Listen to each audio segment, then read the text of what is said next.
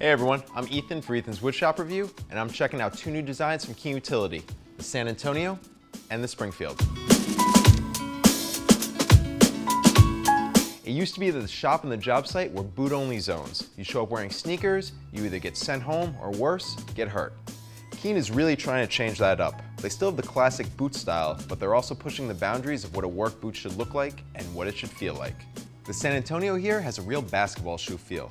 Left and right specific aluminum protection gives you more room for your toes and better comfort. I feel I could do a full day of work in these and then go play a game of pickup. The Springfield is more of a skater shoe. It also has the left to right specific aluminum toe, plus an oil and slip resistant outsole. Lightweight, 15.5 ounces, perfect for a full day of work.